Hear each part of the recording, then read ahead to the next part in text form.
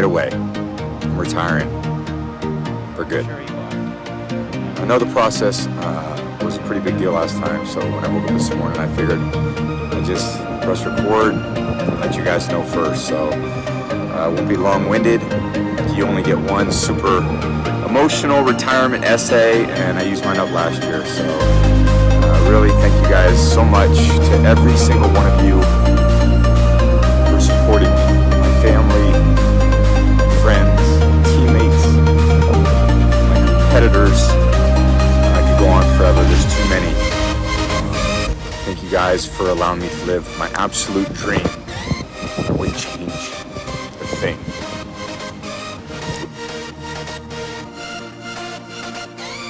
NFL quarterback Tom Brady is officially hanging up the cleats after 22 seasons in the NFL. I'm Claudette Montana-Patterson with Fan Nation Now, joined by Zach Goodall.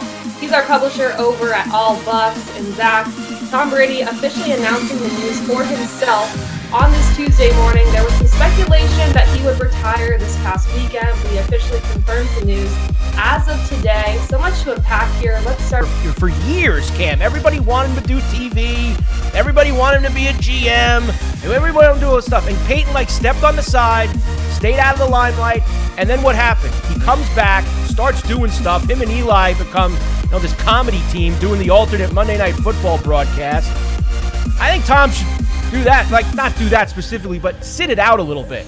Don't just jump into broadcasting. There's a lot of guys who have done that, Cam. Hey, moving forward, first off, what's the reaction been from the fan base and from the team? The reaction from the fan base at first was a lot of, anger, just because of not even necessarily a Tom Brady at all. More so with the reports that came out over the weekend. They're all upset that Tom didn't get to do it on his own. But, it's the nature of the business. You got to give them some props for getting that scoop.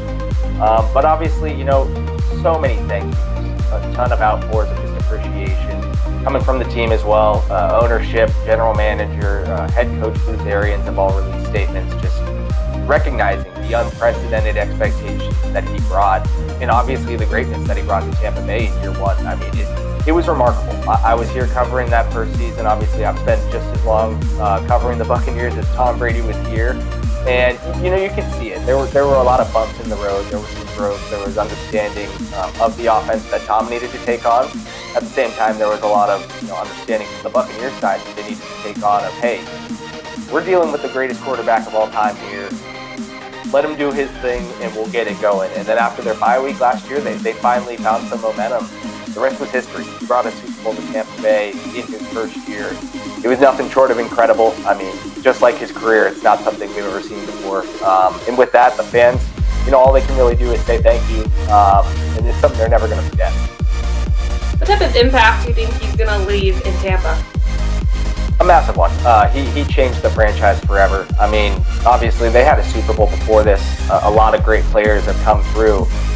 But the moment the pen hit the paper when he signed in March of 2020, he was already the greatest player in franchise history. He's going to go in their Ring of Honor one day. I'm sure of it. I could see them retiring his number. They've done it with only a select few players, I believe 3 in franchise history. I could definitely see him doing it again because you're never going to have a Tom Brady. People are going to look at that number 12, even just for 2 years in Tampa Bay, and immediately think, that's Tom. That's the guy that, rejuvenated our franchise after many years of mediocrity. In year one, took him to a Super Bowl. He's going to be an unforgettable figure in Tampa Bay history. Right. Well, now Bruce Arians has to find that next guy up. What do you think Tampa Bay's plans are for the future? Do you think they go into free agency, try to find a quarterback there, or maybe look for options in the draft? It's going to be interesting. They took Kyle Trask last year in the second round. I personally don't know if he's a guy that's ready to start. He's been their 4th string quarterback this year. They had a guy on the practice squad that they would have played before him if for some reason Brady and their backup Blaine Gabbert could go, which is fine. It was a luxury to them that they could groom Trask exactly how they wanted with absolutely no pressure. And, maybe they feel after a year of learning from Brady, Gabbert, Ryan Griffin, and then you look at the coaching staff, numerous great quarterback minds on there like Arians, Byron Leftwich, Tom Moore, Clyde Christensen. Maybe they feel comfortable, with Trask soaking up all of that knowledge that he would be be the guy to step in. That being said, Bruce Arians is 69 years old. He's going to be 70 next year for this year. He said he's coming back, at least for one more year. His contract's over after this year. I would not try to swing for the fences, whether it be through free agency, whether it be through a trade. There's obviously a lot of really big names out there that are going to be speculated to get traded this offseason, as we've seen. The turmoil in Green Bay with Aaron Rodgers, right? The turmoil in Seattle with Russell Wilson and how that team is falling apart. And the reports from last year, those players wanted out. I can't think of many better destinations for either player, or even guys that are a tier below that, whether it's a Kirk Cousins in Minnesota, a Derek Carr in Las Vegas, if they decide to go for a sweeping change in both places with new coaching staffs, with a new general manager. Tampa's going to look. 2 years ago, before they signed Brady, Arians set up in a press conference. They liked who they had. That being said, they wanted to look behind door number 2.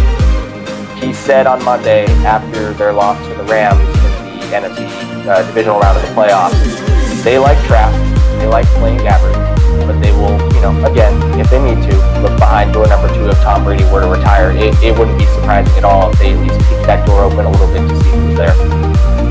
All right, well, an end of a chapter for Tom Brady down in Tampa Bay. Again, Tom Brady officially announcing his retirement from the NFL after 22